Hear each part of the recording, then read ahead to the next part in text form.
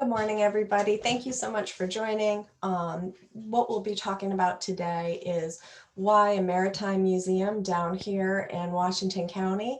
We're going to share South County Museum's vision and our history already and maritime exhibits and programming.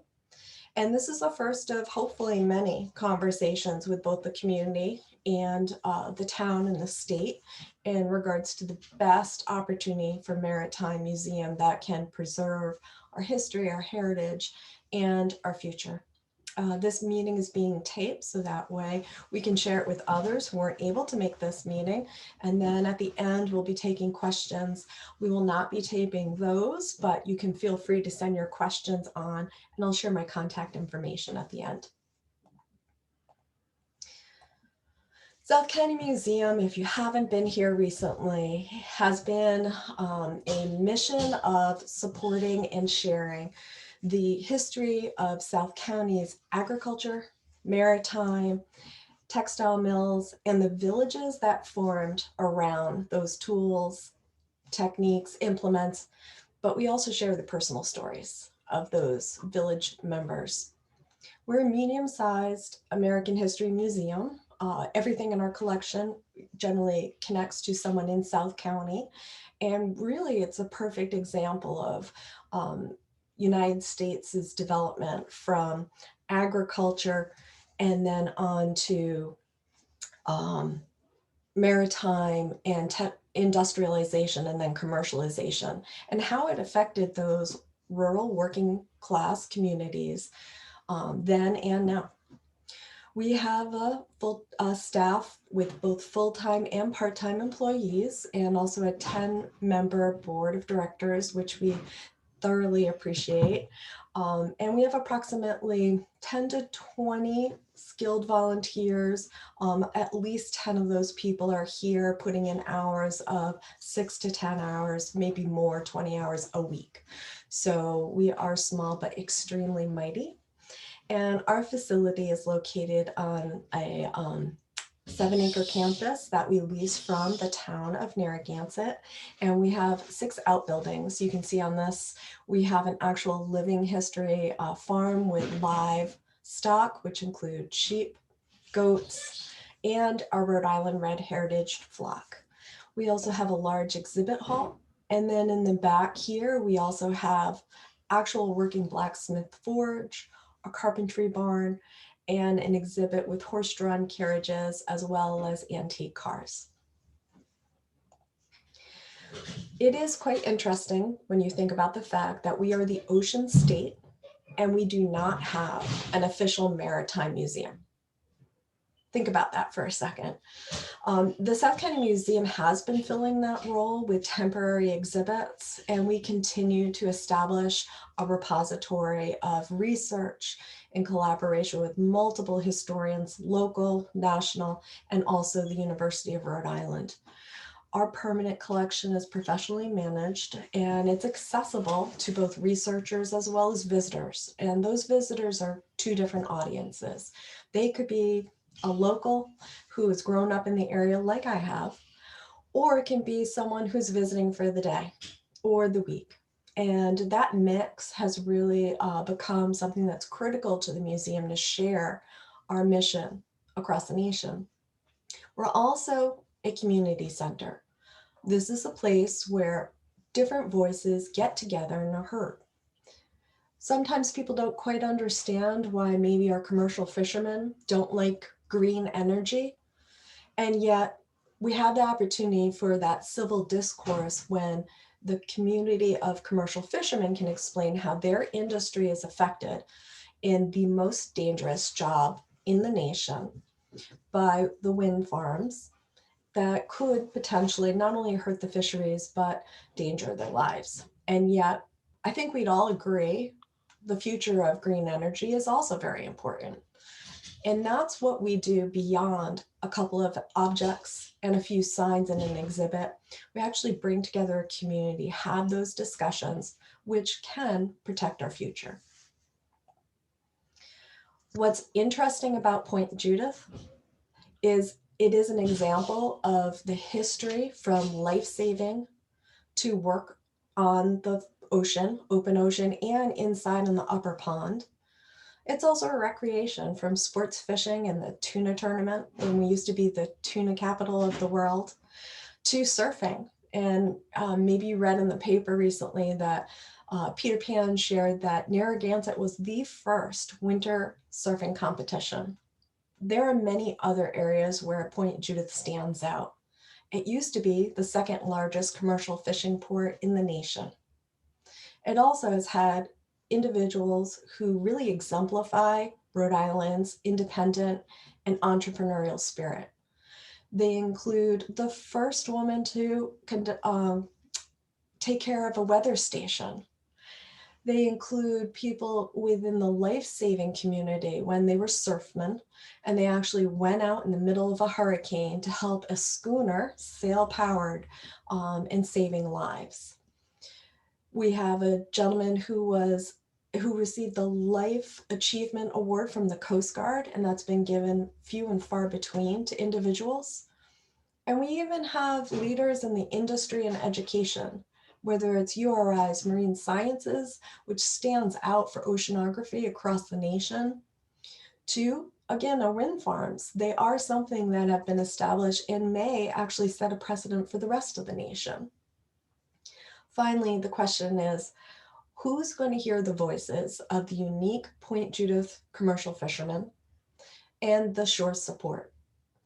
I have with me right now Bob Smith, and he was one of the key members that helped pass the Matson-Stevenson Act.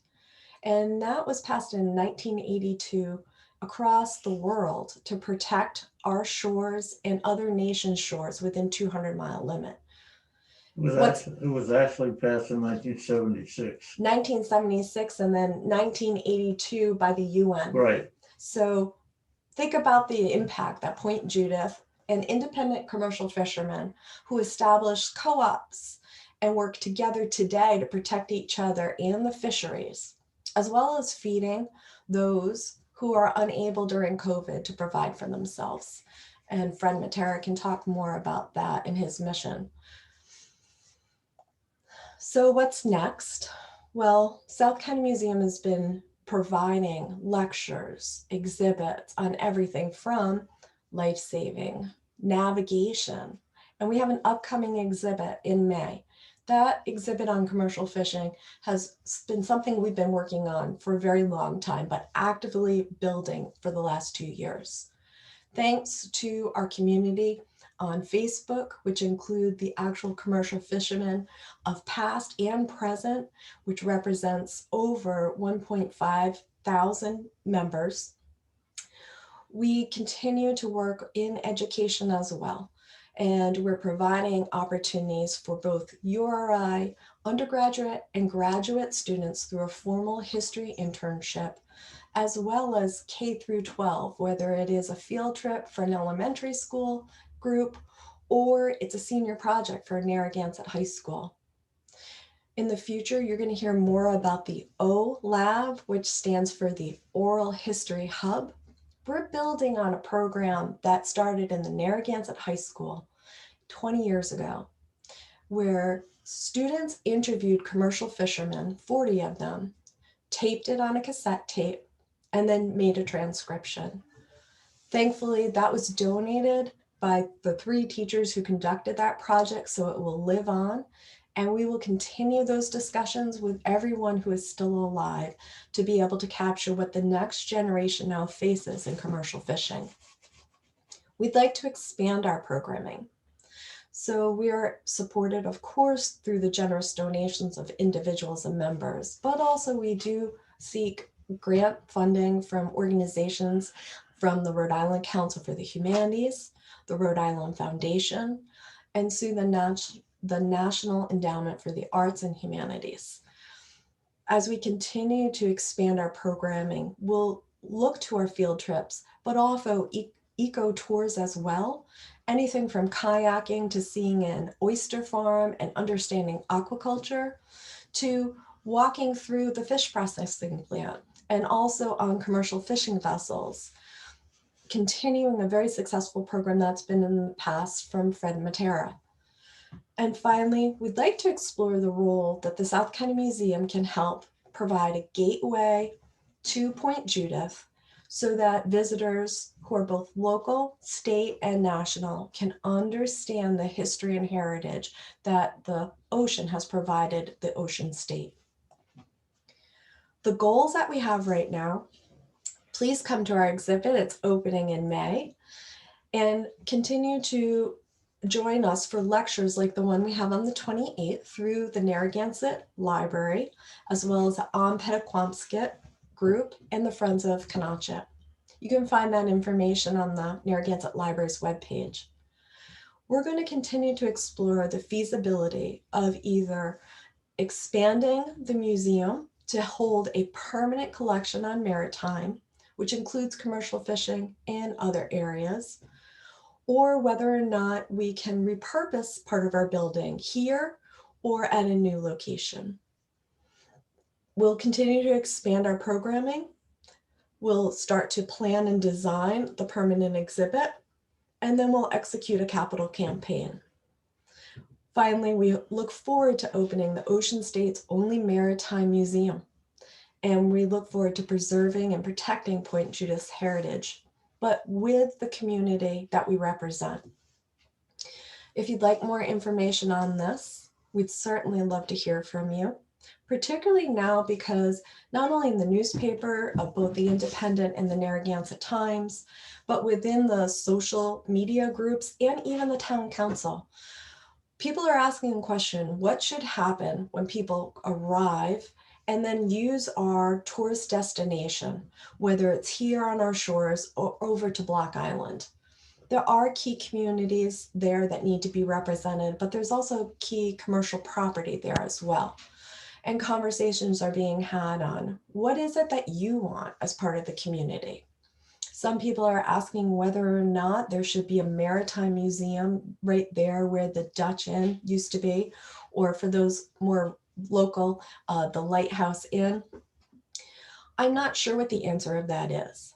I do know that it will be critical to have your support as a community to make sure that we're able as a South County Museum to represent your heritage.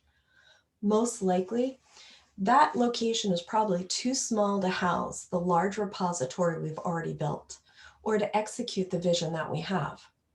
However, there are probably opportunities for the South County Museum to professionally run a location down there that welcomes tourists and locals to their heritage and helps us by supporting revenue by offering the type of programs we've talked about.